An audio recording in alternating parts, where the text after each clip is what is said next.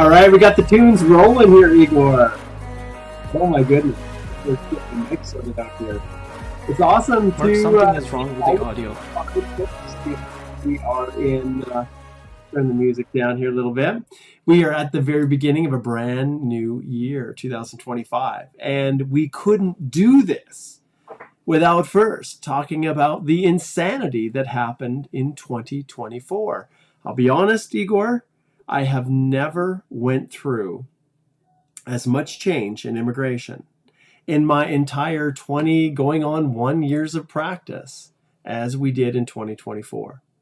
How about you? Your first year cutting your teeth as a lawyer in Canada. What was 2024 like for you? Yeah, it's certainly, if I were to pick one word, it probably would be change.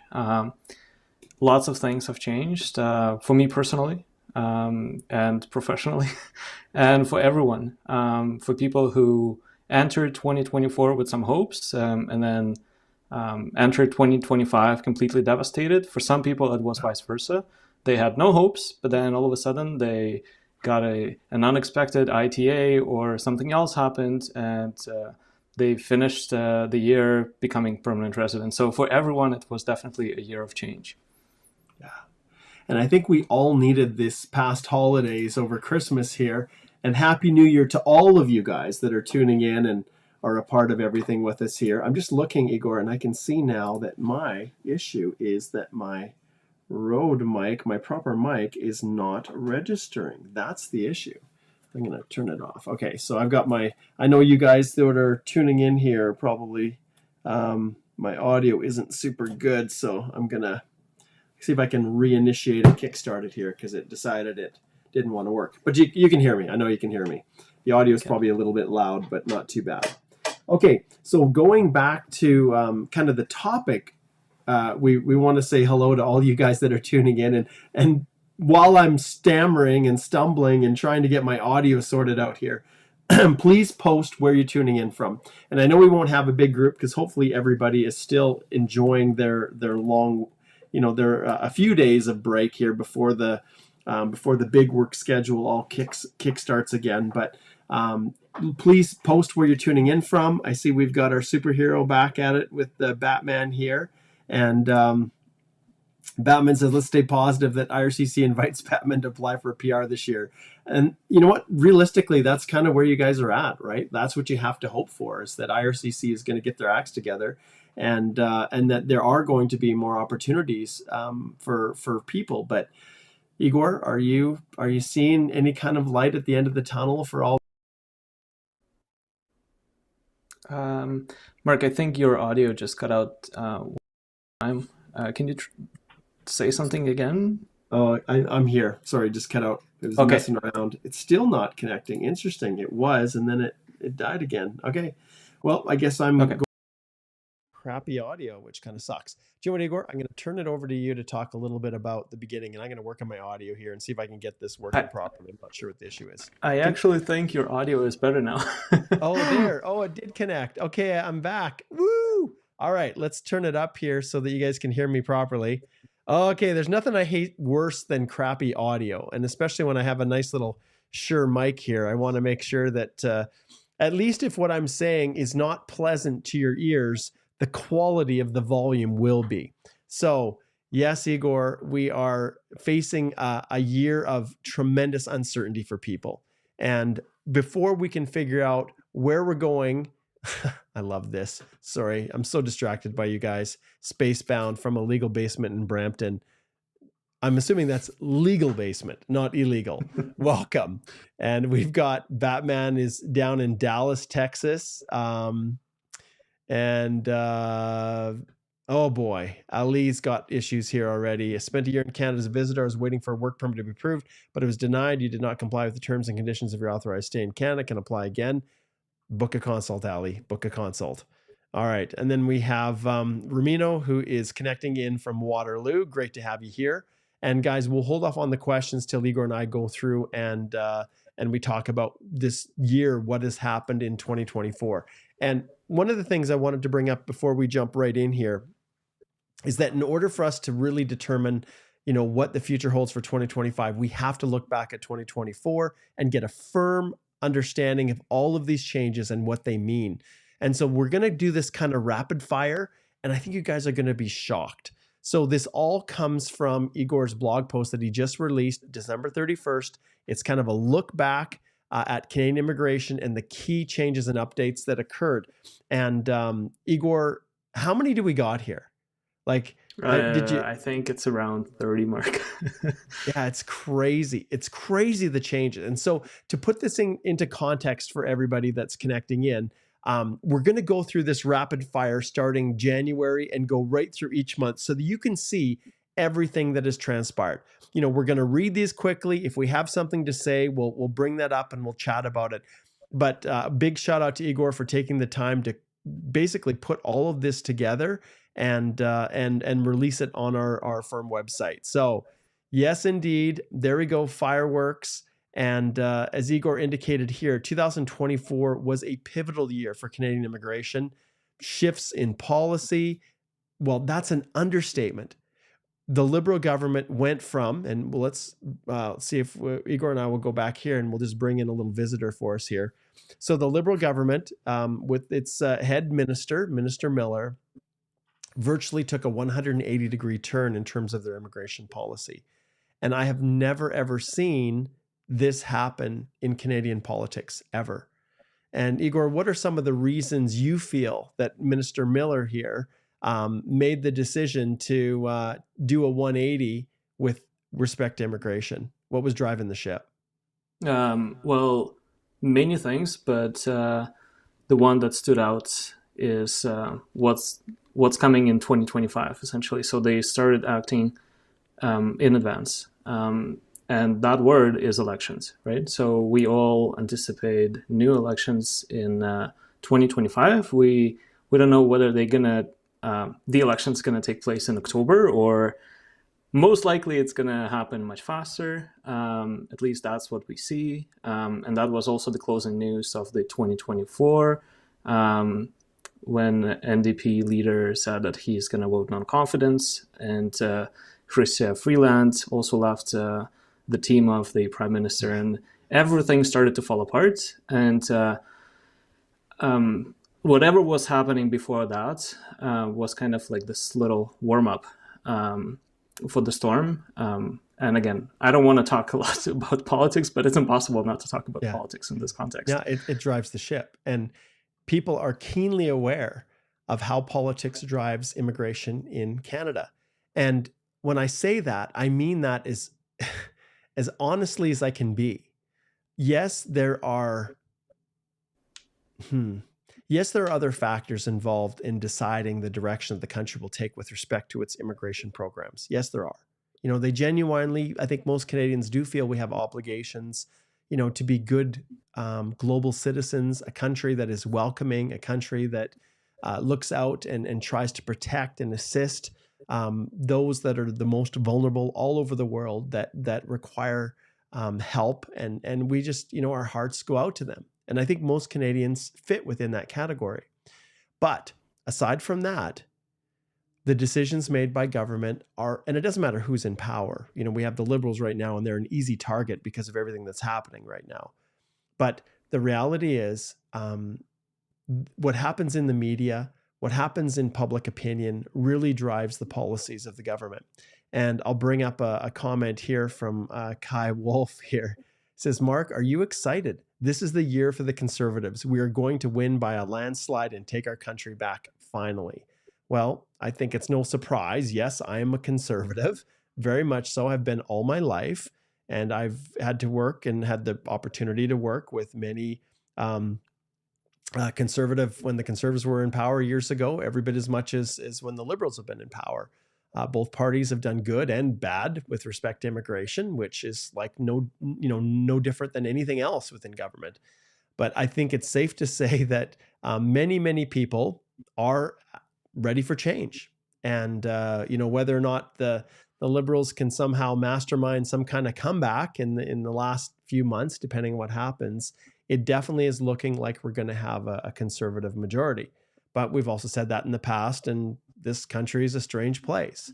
So we'll see. But the decisions of Minister Miller right here and his party have had a significant impact on the situation that we have right now in our country.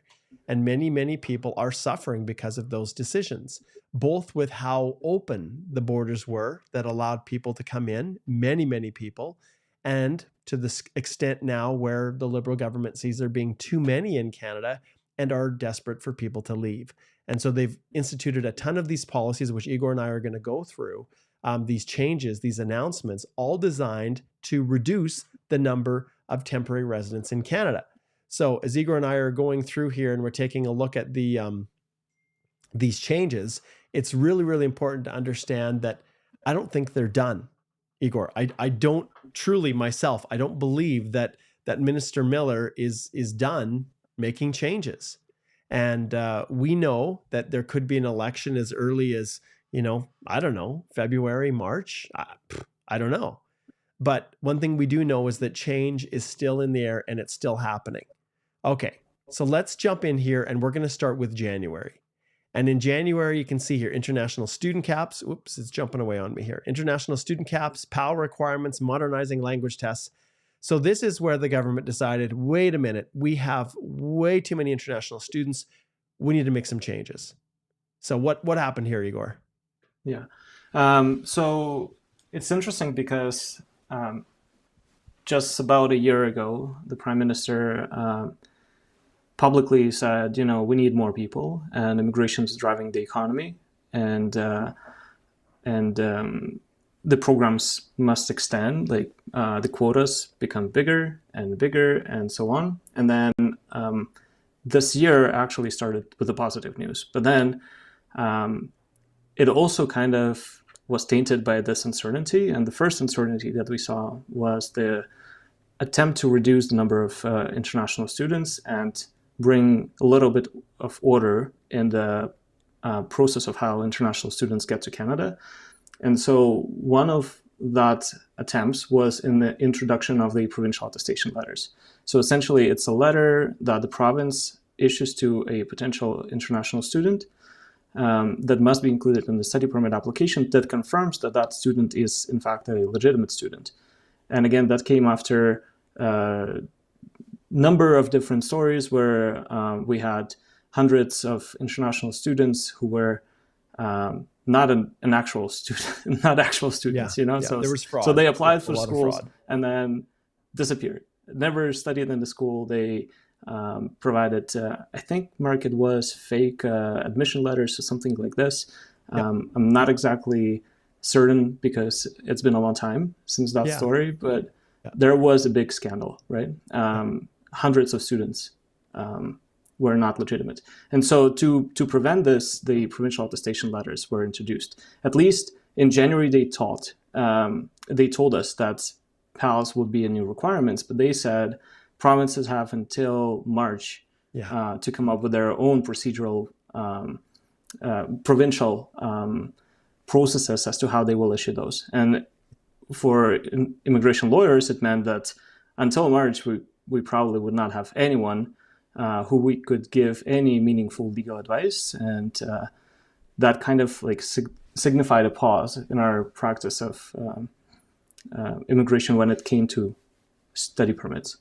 And then the second thing is caps, right? The limit on how many international students will be admitted to Canada. So at that point, everything started to shrink down. Yeah. And if we continue down here, so this was all step one in the master plan. Alberta, we didn't see too much of a change with the numbers, but Ontario, oh my goodness, less, they're expecting to slash their numbers, significantly. So the goal was to get 35% less. And so that was the beginning of this, the institution of the PALs, which delayed everything. And then the next thing on our list, Igor, in January, was they started to hint at changes to the postgrad work permit process.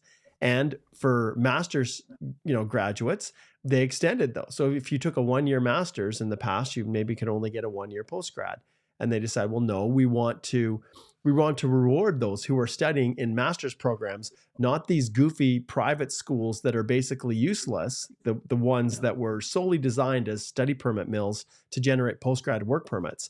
they said, well, no, we're going to reward master's degrees so that they can get a 3-year postgrad work permit. So I think most of us would agree that was a good decision. Then in January, we got our new language test, Igor. And I don't know, I haven't seen too many people take this test, but we've definitely, we're keenly aware of what's happening. We've done videos with CELPIP, and everybody knows IELTS, but what's this new company? So it's PTE, Pearson Test of English. It's a new language test. Well, actually, it's not that new. It existed before. But essentially, PTE stands out because they use artificial intelligence to score you, and you can get your results in under 48 hours. So it's a pretty distributed network of test centers, and we have 8 in Canada. So people who think that they get penalized because of their ethnicity or their accent or any other factor, they can take Pearson PTE, and artificial intelligence will assess it. Mm-hmm. Change. All right. Moving to February. In February, we have visa restrictions, Alberta's stream adjustments, and backlog pressures. So we know, Igor, for years, the issue of whether or not Mexican nationals require a visa or don't require a visa has flip-flopped back and forth. So I'll give you the historical background here. There was a time initially when visas were not required when I first started practice, and Mexican nationals could apply right at the port of entry for a work permit. They could come, travel. It was all good. In fact, I worked with one company who brought in over 1,000 Mexican workers to work in various levels of jobs in Alberta. And they did that in 1 year. And the vast majority applied for their work permits at the ports of entry. And these were in the early days when the low skill worker program was first initiated. And I don't want to get into too far down into the weeds, but over time, they started to realize that many Mexican nationals were claiming refugee status. And so the conservative government, when they were elected, they imposed, and forgive me if I don't have all these details perfectly aligned, but they had instituted the visa requirements for Mexican nationals. Then once the Liberals got back into power, they lifted them. And once again, the rates of refugee claims for Mexican nationals started to climb again. And so then, as we can see here, February 29th, Canada reinstated the visa requirements. So this one is, I've got friends, families that live right here in my community, good friends that are stuck in this. Because remember, Igor, our previous minister, Minister Fraser, went on stage at the Collision Conference, and that was, I think, 2022, went on stage at the Collision Conference in Toronto, talking about the digital nomad program and how it's such a great thing and everybody should come to Canada. Okay, well, needless to say, of course, this minister's also resigned from the Liberal caucus. I think he stepped down as the Minister of Housing, if I'm not mistaken, at the same time that Krista Freeland stepped down as well. But at any rate, Sean Fraser had then the Minister of Immigration had invited everybody to come as digital nomads.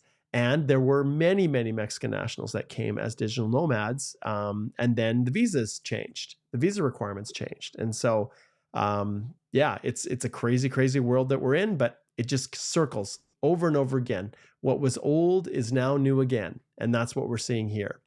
All right. Addressing application backlogs. All right, Igor, let's chat about this one. Yeah, well, this point actually can extend throughout the whole blog post. For every single month, the backlog would continue to rise. But this is just one of the instances where I found the statistics that of 2.1 million immigration applications, 899,000 were in the backlog. So it took longer than RCC expected to process those applications. And actually, Mark, this is something that we can share with our viewers, and I'm going to send you the link right now in Teams. This is the tool that kind of allows you to track the numbers. I'm not sure if I can actually post it in the chat. If you put it in Teams, I'll pull it over and all right. And I'll just pull it up here. All right, here we go. So this is the tool that shows you live the recent numbers, right? So if you look back at the blog post, by February 29th, we had 899,150 applications in a backlog. If you look right now, the information is up to date as of November 30th. There is over 1 million now. So the backlog continues to rise. And you can use this tool to kind of like track which applications take longer to process. And you can see, so we have 62% of the applications within the standard for permanent residents, and 46 for temporary residents. So temporary resident applications take longer than PR and you applications. can see here, guys, this is applications currently in the queue, just to clarify this. So you can see here, this is within service standards. So these are within our normal service standards, which could mean whatever, anything. And then these are ones that are exceeding. They have over 1 million that are well beyond their basic service level standards that they had set for themselves. And And Mark, if you click on this 1 million button, it will take you to a different page and essentially it breaks down percentage of how many applications total are in the backlog. So for TR applications, that's 54%. Yeah. And when you scroll down, there is also another interesting chart, and it's interactive. So you can see federal high-skilled express entry applications. So the orange line shows the target backlog of 20%, and you can see how many applications were actually in the backlog. And then this tool is amazing. I mean, if you scroll down to temporary residents, you can also see TRVs and study permits, and you can see the backlog for those applications. I think it's a little bit down below. Yeah. Oh, yeah. Look at that, guys. Wow. That is crazy. This is the target. 20% is the target. There isn't a single percentage of actual backlog, percentage of projected backlog. Wow, that is insane. And that has been percolating since January 2022. And these figures are projected. So we're right here. You can see December, right here, December 2024. And then here's January 2025. So of all of the actual backlog, yeah, that's crazy. That is absolutely crazy. Yeah, so right now, like the 75% of all applications are in the backlog. Yeah, and then flip to study permits. Well, this you can see, obviously, come 2024, they started to drop drastically because they stopped processing February, March, April. They stopped intake of new applications. So clearly that was going to drop. But the moment they reinstituted it, you can see right here in May, June, then instantly it skyrocketed right back up again. Well, I say skyrocketed, but I'm sorry, 35%, which is the figure here, being in that range in November, and then more fluctuations here. Yeah. That's so cool, Yeah. Igor. I didn't even know this was here. Did you guys know that this was here? This is amazing. That is so neat. This is a link that is, I think people have been so keenly wanting to see. How long has this been here? December 23rd. I wonder if that's when they first. That's modified. So I think modified. This link has been here for a long time, but it took me forever to find it. Well, if you scroll all the way up, you can see it's under corporate information and then mandates, corporate initiatives, and only then. Levels. Well, one of the realities, it was probably created, with the announcement, which maybe we're going to get to, of tracking levels planning by TR as well. So let's keep zipping here. And I know people are wondering, man, we're just in February here. We've got some ground to make up here. So continuing on. So yes, the backlogs are a reality. Did you have anything more that you wanted to say, Igor, before I continue? No, it's just that backlogs was kind of like this driving topic for the rest of the year. And as you can see, nothing has improved. Things get worse before they get better. They do. So the next thing that happened in February was the pause in Alberta Opportunity Stream. And again, it's directly related to backlog. It's also directed to the number of provincial allocations that Alberta received. And just to give a little context, we have more than 60,000 Ukrainians who came to Alberta, all came to Alberta kind of like to this, gold rush.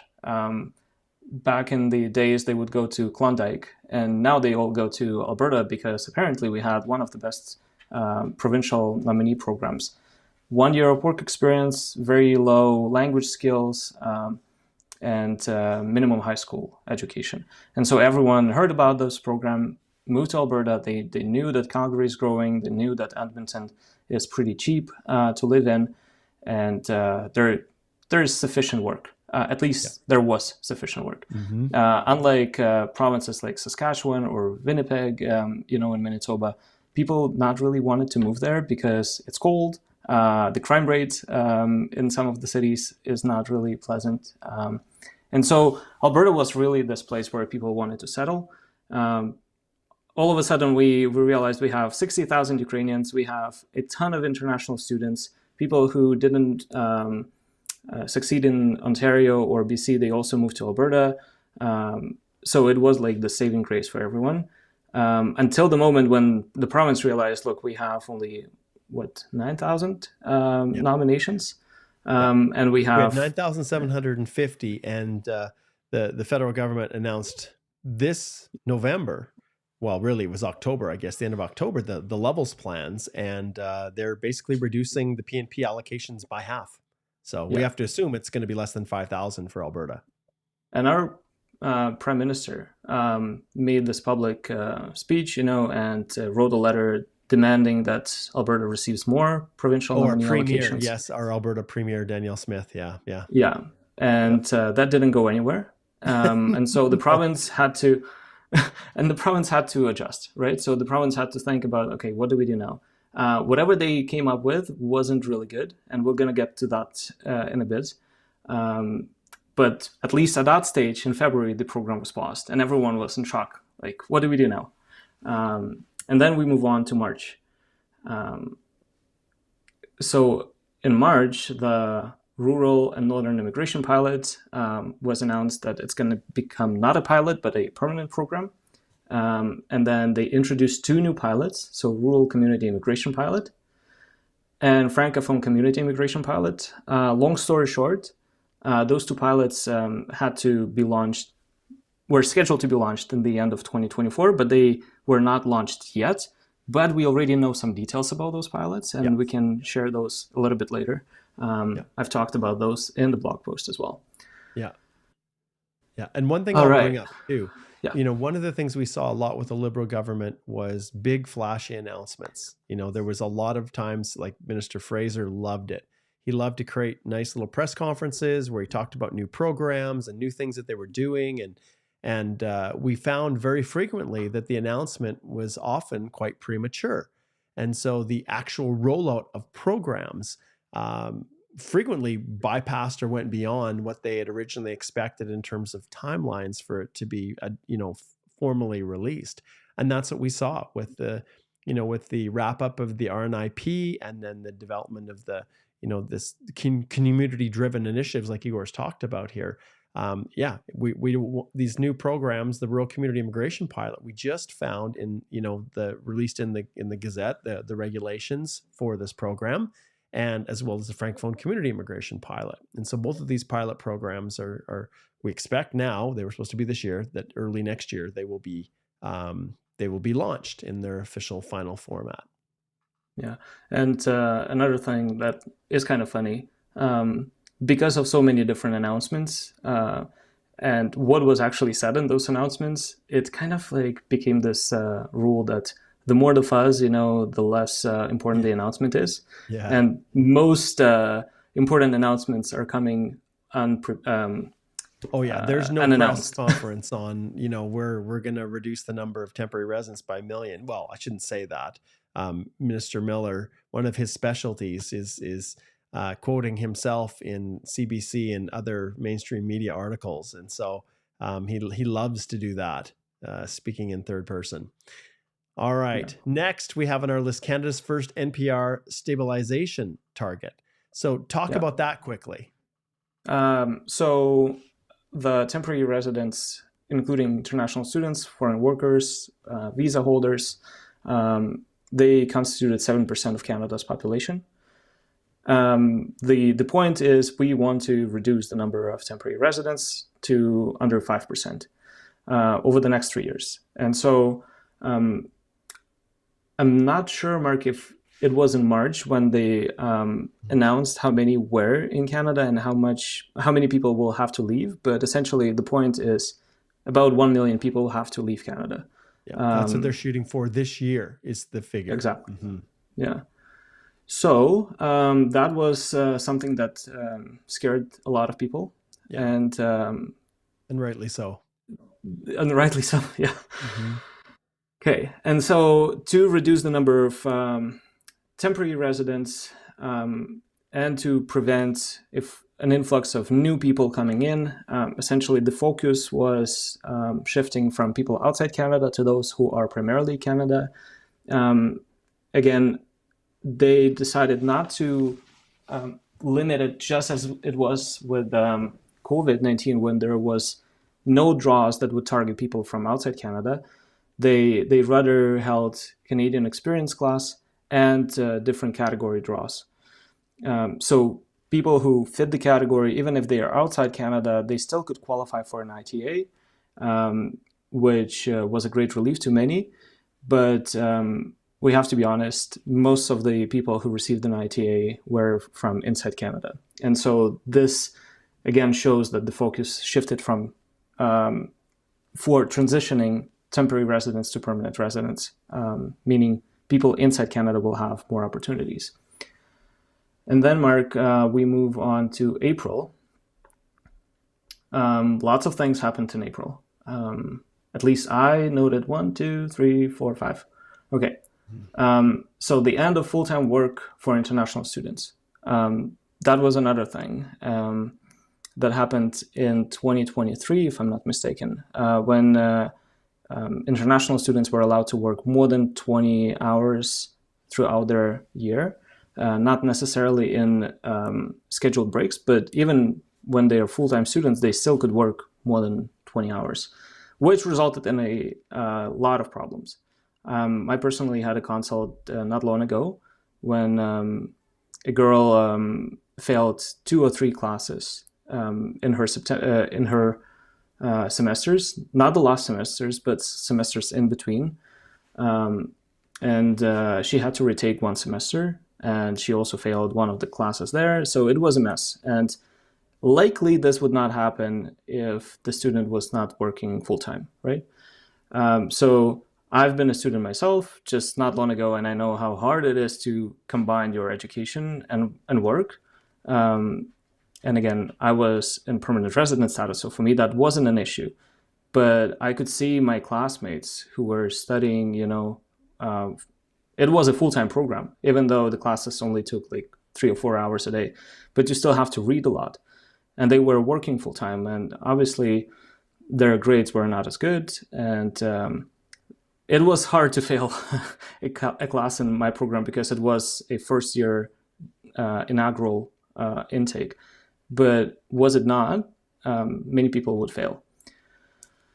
So they reversed this. So starting April 30th, it was announced that students will no longer be able to work.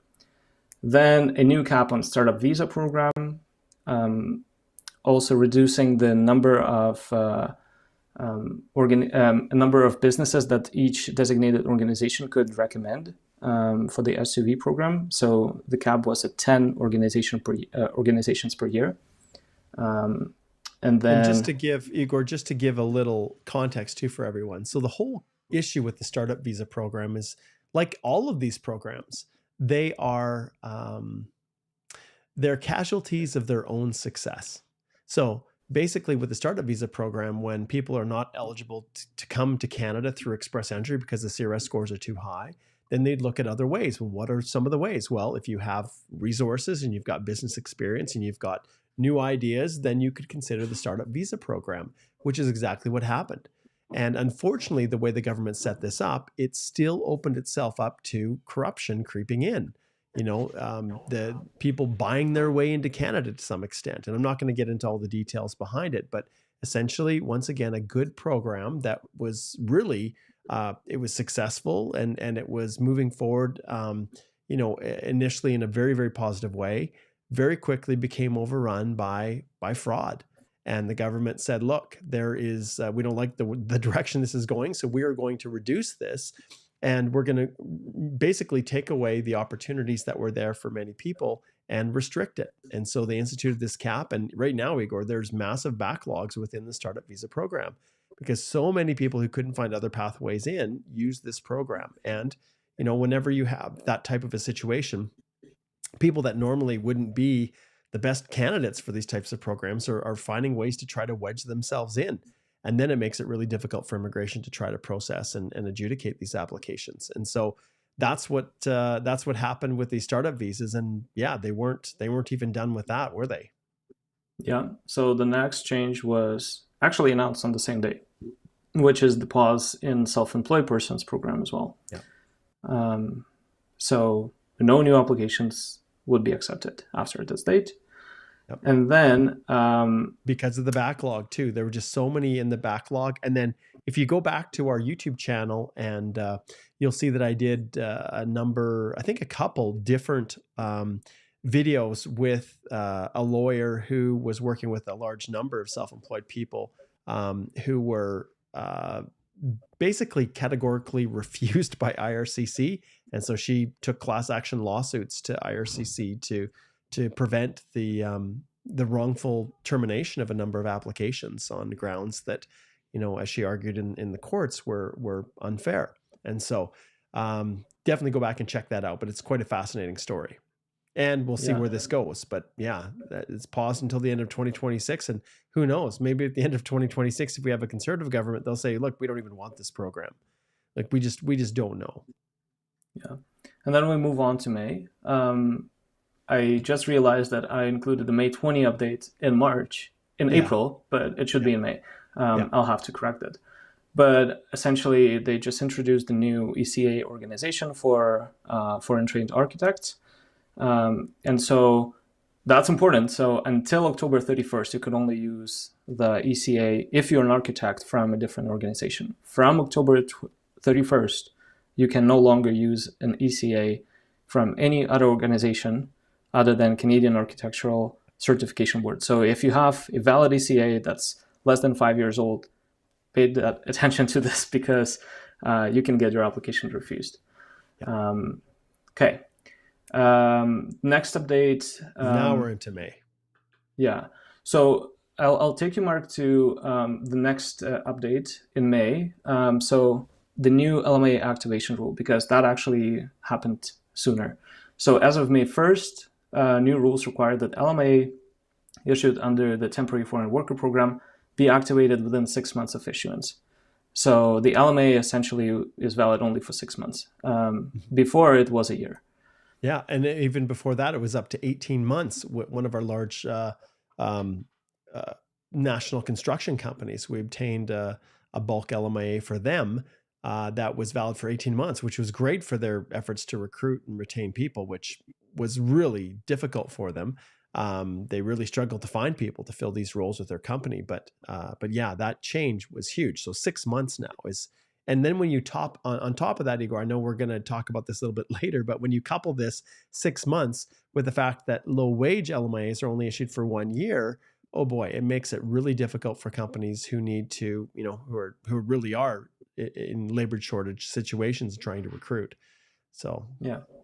And then another thing that happened in May, which happens essentially every year, is the new increased proof of funds requirement. Yep. So there was a 6.7% increase, which also is another evidence of how much inflation did we have in Canada. Yep. When I see that inflation rate is like 3%, I'm like, did you see the prices in the store? I don't think they increased by 3%. So that is quite conservative increase, I would say, compared to what it could be. Yeah.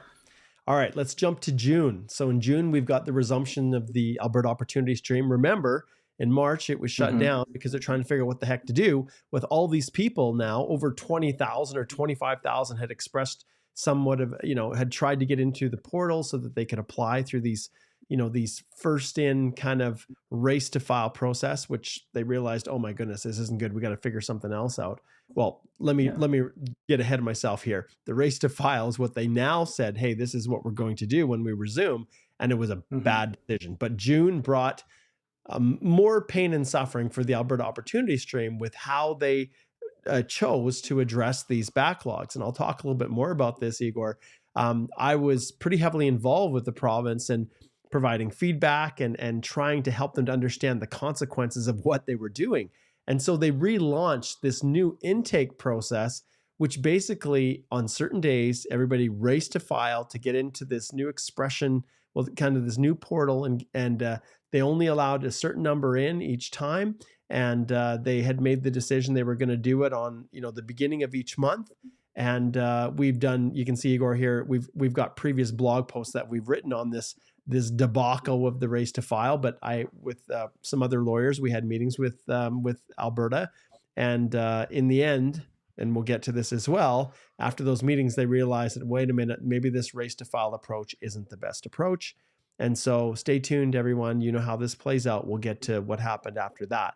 But they started down the path of these race to file. They lasted a couple months, and then they said, this isn't going to work. All right. Yeah. What else do we have here, Igor, on the temporary side? Yeah. So post-grad work permits were no longer accepted at the port of entry. So essentially, Canada tried to limit the practice of flagpoling because, and then we will talk about this a little bit later when we discuss complete shutdown for the flagpoling. 69,000 applications were processed in a year alone. And that obviously became a concern for the officers. They first tried to limit the days and times when you could apply for a permit at the border. And then they decided, okay, that doesn't work. We're going to limit the types of applications you can submit at the border. So post-grad work permits always comes first. And essentially they prohibited applying for the post-grad. And people would say, well, what's the big deal? Like, why are people going down to the border? Why would they want to apply for their post-grad work permit at the port of entry anyways?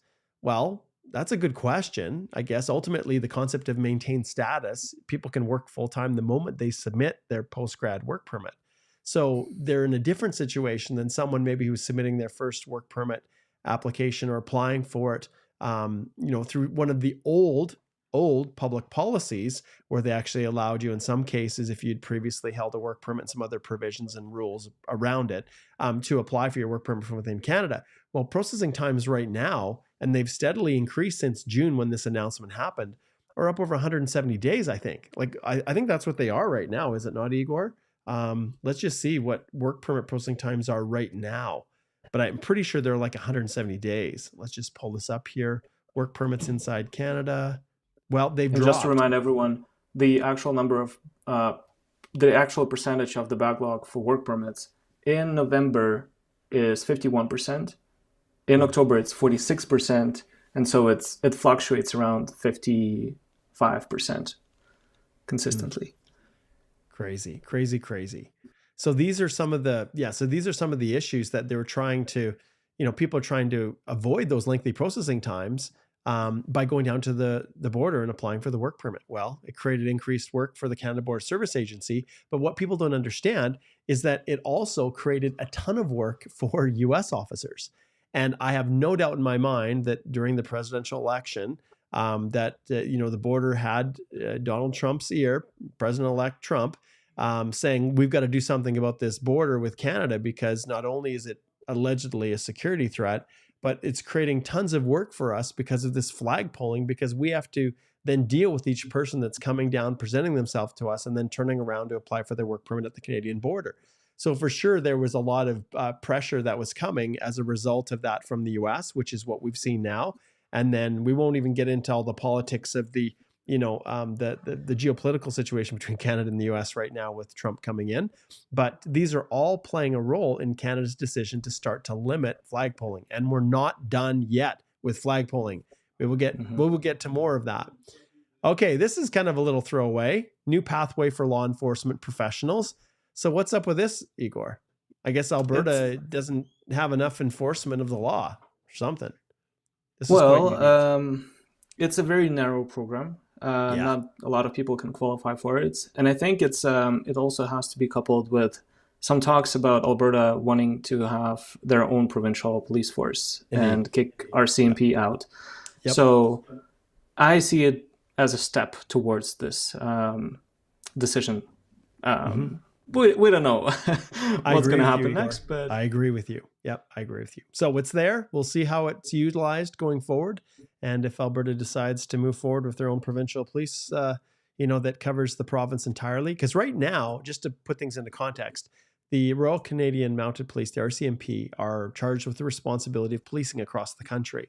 But each city, like in many instances, larger cities have their own local police force that they, is more of a provincial matter. And so Alberta has expressed in the past that, well, we're spending all this money on RCMP and we don't feel like they're actually doing, as comprehensive of a job as we would have hoped. So we can probably do it better ourselves. And this is classic Danielle Smith, as well as, well, we're paying all this into the CPP Canada pension. We want to pull our own out and do our own pension because we don't think the federal government is managing the funds as well as they could and should. And so those are some of the things operating, and Alberta is a unique place. Igor and I are in Alberta. That's why we're talking about a lot of these things. Okay, next on our agenda here is a quiet month in a transformative year. So July. I would not say that there was a single quiet month in Canadian immigration, but July compared to other months was a little slow season. So most likely everyone took vacation, and everyone prepped for what was coming because more changes were coming in the second half of the year. Yes. Oh, yes. Oh, yes. Okay. August is here. Yeah. So August 14th, Mark Miller launched the Francophone Minority Communities Pilot Program. So I will not talk about the eligibility, but essentially under this new program, financial requirements were reduced to 75% of low income cutoff score. And remember, just couple of minutes ago, we talked about the increase. Increasing. Yep. Yeah. And then there's a cap of 2,300 students for its first year, direct pathway to permanent residency for graduates. So, and they also added 10 new communities, right? So in BC, Manitoba, Nova Scotia, and what we see and what we've been talking, and Mark have been talking primarily over the past few years is French is going to be your golden ticket to immigration to Canada in the years to come. And it looks like this, at least this prime minister and this party want to increase the share of Francophones outside Quebec. So we know about Francophone mobility work permit, which was a tool that a lot of people used. And without that work permit, many people would have to leave Canada. And again, more points for express entry with Francophone for Francophones. Provincial nominee programs also target Francophones. Even with the new expression of interest point-based system in Alberta Opportunity Stream, you also get more points if you know French. So French is something that you absolutely need to consider. Yeah, it is definitely the golden age of the Francophone immigrant. And, it's interesting. We'll see with this election if that continues to be the case or if the Conservatives decide to place less emphasis on this. Although, as a bilingual country, it is important for the French language to continue to thrive. So, and Mark, maybe I can also come back a little bit to French. And if you scroll just a little bit down below, if we talk about French, there's an update for August as well. Quebec restricts work permit for lower wage jobs in Montreal. Mm-hmm. Yeah. So that was announced in August as well. So I included this in August. But essentially, the trend that we see is Francophones have more opportunities outside of Quebec right now than inside Quebec. Than inside the province themselves. Yeah, that's a good point. Very good point. Yeah. Okay. So then now, new economic immigration class for tier 4 and 5. So it was announced, but we still don't know anything, right? So the last sentence here, nothing is known about this program and whether it will be launched at all to date. Because it kind of was this positive news that many people looked forward to. but I personally don't see how it aligns with. I don't see this. Maybe, but I'm not seeing it, Igor. I'm not seeing Yeah, it. yeah, All right. Okay. Then more announcements from the Liberal government. August yeah. 26th. Hey, we know there's problems. You just wait and Mm-hmm. see. We're going to start instituting changes. And once again, hinting and saying what they're going to do instead of just actually doing it. And so this is my personal favorite comment right here. I'm glad you pulled this one out, Igor. Minister Miller says all options are on the table for dealing with this. And so, Mm-hmm. that obviously when it comes to our immigration levels planning, the economic streams they count for 60% of admissions. And I think regardless of which party we have, conservative or liberal, I think this is going to continue to be the proportion that they're looking at. And it's just a matter what the final levels plans are going to be. But Yeah. they are now, Minister Miller in August, on the 26th, is talking about the issues that people had been talking about for 3 years. Now they're finally starting to acknowledge it, what the critics were telling them. And everybody poo-pooed it. It wasn't an issue. It's nothing to worry about. You're being Mm-hmm. immigrant phobic, things like that. And now the liberals are coming around to what the critics have been accusing them of right from the beginning, is because of the immigration policies, creating housing shortages, pressures on the social services, our healthcare facilities, things like that. And so now basically they're acknowledging that, okay, maybe there's something to this and we need to recalibrate priorities, which basically means we're going to take a complete 180-degree flip. And oh my goodness, you guys wait to see what's going to happen, because once again, all options right here are on the table. Mm-hmm. All right, let's see where Yeah, we're and going here. I'll have to be honest, Mark. When I was preparing this blog post, essentially I had to look for all updates that happened throughout the year. So I had to do historical search in Google, and it's impossible to remember everything. It kind of felt like I was, this feeling when you watch Harry Potter saga, and like the first 2 or 3 episodes, the first 3 movies are kind of like this positive. You're watching the movie about the kids and they have fun. They defeat the big boss. In the Yeah. end of each. Yeah. Of each movie. But then as you go to, I think it's Goblet of Fire, like the fourth episode, and all the way until the very end, the eighth episode, like it becomes darker, darker, darker, and more grim. And I'm like, that is exactly the feeling that I have compiling this blog post. Yeah. Because starting August, I think things flipped. When the minister said we have all options on the table, that exactly what he meant. Like things gonna get worse before they get any better.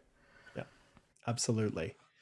So then as we Okay. continue in August, we've got what we all knew was going to happen, an extension to the quit work permits. So that Yeah. is extended to March 31st. And I'll be honest, Igor, if things continue the way they are in Ukraine, I can't see a world where this isn't extended beyond March 31st, because they're not just going to let people's work permits expire and then say, go back to Ukraine.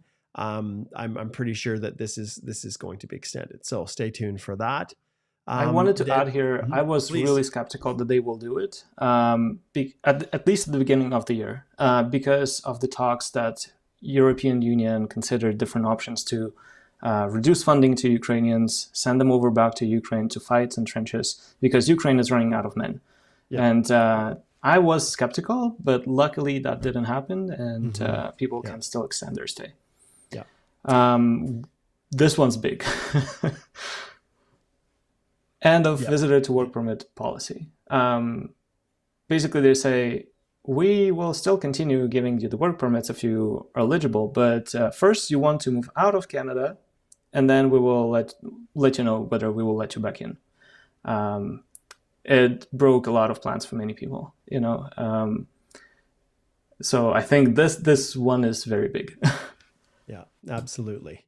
Yeah, that was a big change. Coupled with what we'll get to more is the whole flagpole issue, which is going to receive more disappointing news. Although we are talking about this in review, so the vast majority of you are very aware of all these things, but I bet some of you don't even have a clue, about half of this stuff that's happened in the background. You pay more attention to what you're focused on and what directly impacts you, But when you look at all these changes holistically, all of this plays a role in the current climate of immigration in this country and what's going to happen in 2025.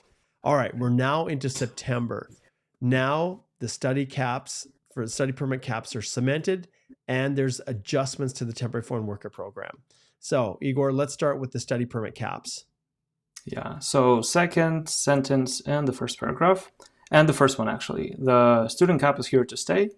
The target for 2024 was set at 485,000 study permits, which plans to reduce the number to 437,000 in 2025, so 10%, and stabilize an intake at that level throughout the 26. Again, we're talking about the same reports of 15, 20 students living in one basement, and a huge amount of fraud and people applying to study in Canada and then never showing up for studies and staying underground. And there was this recent news post, I think it was in CBC, or I don't remember where it was, but about different colleges potentially engaged in or involved in some way in human trafficking. Down to the U.S., which just exacerbates the situation with that currently with incoming President Trump. But so international students became scapegoat for everything. Yeah, they did. And I was going to say, Igor, here when you look at this, the same. They're basically taking over the talking points of their critics, and they're saying, look, these caps are aimed to manage the housing shortages and infrastructure pressure. And they talk now about, and it's all about reframing the need for sustainable community growth, which is basically acknowledging we made mistakes and we're in the situation we are now because we didn't, the growth that we had allowed in was not sustainable, which this is something that's been discussed for, 3 years or longer, really. And I know even when I was in the CBA on the executive, we had these discussions with the minister and his staff. So, this is where we're at. This is a big one, Igor. This is a massive one. And I say, of all the things, and maybe I can talk about this one, of all of the things that have happened this year, if their ultimate process or their ultimate plan is to reduce the number of temporary residents in Canada, this is the one that's going to do it. Now, there were lots of discussions about fraud within the program, corruption, just this whole world of buying and selling job offers for permanent residents, and we'll get to that as well because all this flows in. But this adjustment to what is now considered to be a low wage stream, they've said it themselves that the expectation was that it was going to reduce, the number of temporary foreign workers substantially within Canada, and effectively by raising the low wage category, the actual cutoff, which we're going to get to as well. They've effectively made it so that thousands and thousands of people will just simply not be able to extend their work permits because their employers won't even be able to apply. And the two main changes they had was, one, if you have at least 10% or higher foreign workers, LMIA-based foreign workers within your business, and it's a low-wage position, you can't apply. Or if you're in an area where the unemployment rates are 6% or higher, which is the vast majority of large metropolitan areas, these CMAs across Canada. And that's where the people are. And there were exceptions, but ultimately, these are not people that are typically in these, areas that are caught otherwise. But they did carve these out because, food security is a critical, need for the country. And then, like I said, 10% of their workforce through the temporary foreign worker program. If there's more, then it's a no-go. So, And why? They're aimed to prioritize local workers, blah, blah, blah. But at the end of the day, it all comes back to this comment right here at the end, the need for sustainable community growth. Indeed. Yeah. And Mark, what's important is whatever changes they make, for many people that come as a surprise, you don't see the results right away. It's going to take 6 months to a year or sometimes 2 years before you actually see the results of the policy. So it's a long-term game. And that's why they actually started doing things in August, September. So in hopes that it will stabilize before new elections in October. Right. But who knows when the election is going to take place now. So then we're back to Alberta. So after the failed attempt at the first to file, they then on September the 23rd, and like I said, I reviewed this. I had a look at this, a sneak peek at this new expression of interest system before it was released, gave feedback, and I think this strikes the right balance. And what do? They basically followed the path that BC and Ontario and some of the other provinces have already been doing. When you have more people that want to apply in your province than there are spaces, you have to find a way to triage them and to be able to give you the ability to select who you feel will best meet the economic needs of the province. This isn't about humanitarian efforts or compassion. This is about economic realities. And so this expression of interest system allows Alberta to queue up people, to assess them when they express an interest in coming to Alberta, and then select the ones that they feel would be the best fit for the province. And that's no different than what Ontario and BC and even Manitoba, well, Winnipeg to some extent, I should say Saskatchewan to some extent, many of these provinces have already been doing it. It's just that Alberta didn't need to do that in the past, but now the numbers are justifying it. Okay. October, the fine month of my birthday.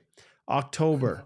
So we've got updates to work permits, post-grad eligibility, and the new immigration levels plans, which we hinted at, were announced at the very end of the month. We expected them usually in November, but they decided to preempt it because I think some additional bad press that was coming out with respect to corruption within the temporary foreign worker program and the need to at least in their mind the need to set caps on temporary residents. So they rushed it up and released it at the end of October. But let's talk about some of the other measures that they've used to further restrict and make it more challenging for temporary residents to come. And we've talked about the temporary foreign worker program restrictions, but this is under the International Mobility Program and changes to these programs. So what about this IP, Igor, the intercompany transfer? Yeah. I think the most important change is point 3. If you scroll just a little bit down below, it's corporate requirements. So employers needed to prove that they have qualifying business relationship between Canadian and international branches that operates in at least 2 countries. And that's Canada cannot be one of those countries. Yes. Yeah. And so for our American friends, it's not really a big deal because we have intercompany transfers through CUSMA, the Canada-US-Mexico agreement. So we're not captured by this. But if you've got a company in the Netherlands and you're looking to set up a subsidiary in Canada, you can't use the intercompany transfer provision, at least to initiate that process if you have no other operations in any other country. It's really, at least that's the way it is being interpreted at this stage. But remember, this is just September. This is still really, really new. So this is a reality. Yeah. And then the next update is streamlined judicial review for rejected study permits. This is right up your alley, Igor. Yeah. So back in May, when myself and Alicia attended the CBA conference in Montreal, we've learned about the study permit pilot project from the federal court because they saw more study permit refusal application for leave and judicial review for refused study permits, and they saw more of those in 9 months of 24 than in a whole 12 months of 2023. Yeah. So insane. They wanted to simplify this, streamline the process, so I think they wanted to streamline it down to under 5 months compared to 18 months than it usually took. Yeah. All right. Good. Announced on my birthday, October the 1st. Brilliant. Yeah.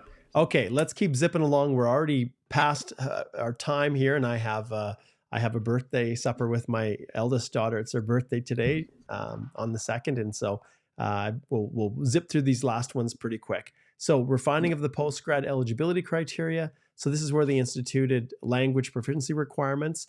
We know that field of study is also something that they are now starting to pay attention to.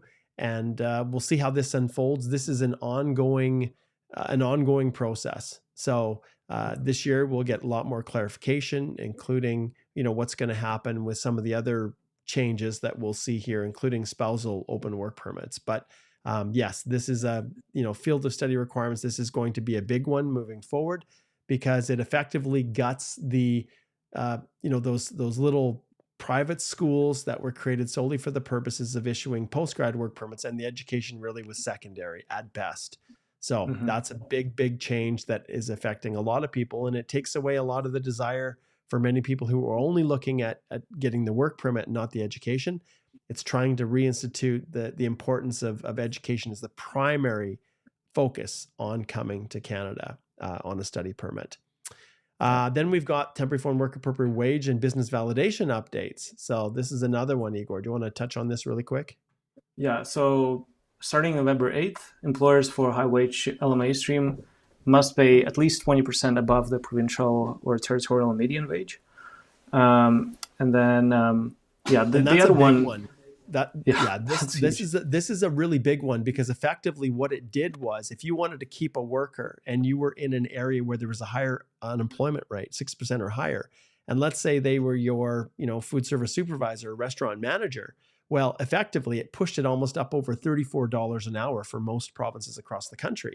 And so with that 20% boost, you'd need to advertise the position at, it's basically artificially inflating wages if someone actually wanted to keep their worker. And I don't know, they're probably Canadians would find that job a whole lot more attractive at $34 an hour than say 21 or 22. So this is where a lot of people are going to run out on their work permits and basically have no ability to extend them, and seriously have to consider, leaving. We've got lots of videos in the past on what you can do, and our whole Time's Up series. If you haven't gone to our website, and if you go to our blog and resources page, you'll see that we have our podcast, and the Time's Up podcast is a big part of the Canadian Immigration Podcast, this Time's Up series. So definitely go back and take a look, because we start right on the episode 149, what to do when your work permit's expiring, essentially, is this one. So you definitely want to go and check those out and listen, because there's lots of tips and strategies on what to do when you're in this situation, when you're caught by this. So that's the expansion. And the business validation, well, not many people used it before, but in the past, lawyers and accountants could say, yep, the company has enough money to support this worker. But now they don't rely on these attestations, which many accountants and lawyers wouldn't do in the first place. How can you attest to the viability of the business, really? Okay, then, of course, our levels plans, which we talked about. And there's some big changes here. One of the biggest ones, in addition to reducing from 500,000 essentially to 395, like over 100,000, based on their previous 3-year plan. So they basically rewrote the plan and said, well, wait a minute, no, we need to reduce this. And then 365 by 2027. And so, and then of course, within those reductions, they're still focusing on a 62% shift to economic. And then Igor, the temporary resident, they made changes to this. They instituted this for the first time, right? Yeah. So they've hinted at it. Then they directly said that they're going to introduce temporary resident cap. And then we saw it in October, in the very end of October. You bet. And the international mobility program and the work permits, these are your spousal open work permits. They're the postgrad work permits fit within here. And that's why the 63%, cut by 63%, that's where they're seeing those hit.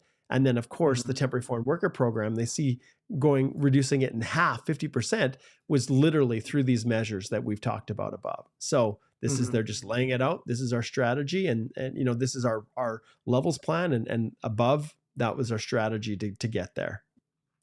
Yeah. All right. And then November, I'm going to flip to those really quick, Mark. Basically, lots of changes for international students, right? So November 15th, if you want to change school, you must submit a new study permit application. It's not sufficient just to go into the account and just notify them. Yeah, and this is big. So we don't want to spend a lot of time digging into this because of time, but this is a big one because lots of people would do this. They'd come and they'd apply to go to a school where they think they'd have a better chance at getting accepted with their study permit, whether it was a more expensive public school, and then they would shift from a university degree to a college. And so it could be cheaper. They could still get their 3-year work permit, their postgrad. And this, they said, the IRCC said, nope, we're not having people do that anymore. And then the Student Direct Stream. Yeah, and Nigeria Student Express. So those are the programs that allowed you to get a faster decision on your study permit application, with some additional requirements, but essentially they were terminated. Yeah. Okay. So Now, this then, is one, I guess, theoretically, this is one, advantage, I guess, is they did bump it from the regular 20 hours, which it used to be before pre-pandemic. They now allow off-campus, as of November 15th, off-campus work of up to 24 hours during the term. mhm. And then, of course, full-time during the regular breaks.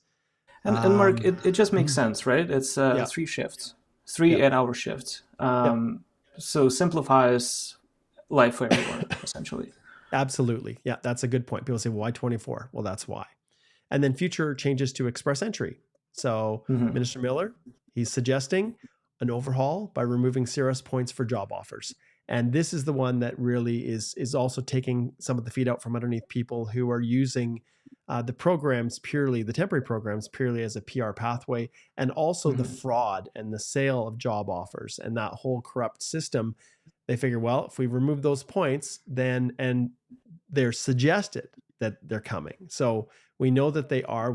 It's not fully instituted, and I think it's March is I think when they said they're going to officially implement it. I think, or somewhere in the spring. Yeah. But this, they believe, if there's no more incentive to getting extra points, then people won't be interested in paying, illegally $30,000 to $50,000 or more for a job offer. So hopefully to try to manage the corruption that's in the system there. Yeah. All right. December, the last month. Yeah. So they've hiked the fees for some applications, which again really aligns with increased amount for proof of funds, and it costs money to process all of those applications and to manage the backlog and try to clear it out. So here's the fee increase. Okay, and then flexibility on students transferring schools. So we've talked about it in November, right? November 8th, they said you need a new study permit, but then they realized, okay, what do those people do while they're waiting? Essentially, now they say, you can start studying in the new school before your application is approved. Yeah, that's a big one. That's a really big one. It really is. Mm-hmm. All And right, then and then here we Mark, we have go, this announcing these. Yeah. Francophone community immigration class. So I've provided a breakdown of the requirements, and again, those are just a summary. So you can go into our blog post, and again, just visit our website healthylaw.com and take a look. But now at least we know some details. Yeah, and right? the community class as well. The regular, that rural community that is also was instituted within the same regulations that the FCIC was. So yeah. So Mark, if you scroll just a little bit down below, there's new details on rural community immigration class. Yeah. The acronym is kind of confusing though. Yeah, RCIC. Yeah, yeah. And then all right, and so we will probably end with this update, this is where we'll wrap it up. An official end to the flagpoling practice. So no more flagpoling applications except if you meet a narrow list of exceptions. And again, that is broken down in another blog post on our website. Indeed. Yeah, and I'll just pull up. We have one last little comment here I'm going to share, which is very kind. And we love, this is a great way to finish it off, Igor. Field Marshal here says, shout out to the channel, been following for a while, years, just got my card in the mail today. So we will finish off with, I'll just give a little bit of applause here. It's belated applause. Let's try it again here. Here we go. So congratulations to you, and thanks everybody for tuning in to this quick little recap of 2024. And I guess it really wasn't quick, given the fact that there were so many changes, and I've never seen in my entire 20 plus years of practice so many changes. Thanks so much, Igor, for doing that. Once again, everybody, all you have to do is go to our website here, and you will see that. That's a long one. Igor has released a blog December 31st on a look back at Canadian immigration. You can go and you can see all the different changes and see how they, how they've impacted your world. And if you have questions or you need further assistance, you can easily connect with us. We'll just pull this up here, and all you have to do is just go book a consult if you need help with anything. This is one of the issues right now. We're doing a ton of consultations with people as they're trying to figure out what the future holds for them and what they need to do to try to create a world where, they can find a pathway forward. whether it's to stay and remain in Canada, or whether it's to truly follow the conditions on their temporary stay and leave when their status expires.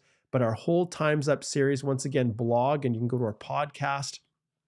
The whole Time's Up series is based on giving you direction and advice on what to do when time is running out. So make sure you do that. Join us. And then, of course, the sponsor of our little episode here, as always, on the Canadian Immigration Institute is the Express Entry Accelerator. And I believe, Igor, if I'm not mistaken, we have not yet shut down the discount on the Express Entry course. Did we shut that down?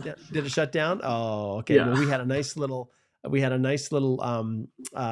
discount that we had offered for the accelerator and for the temporary resident and the TRV course. So go check those out. Citizenship is on its way, as well as a re-release of the spousal and the study permit course.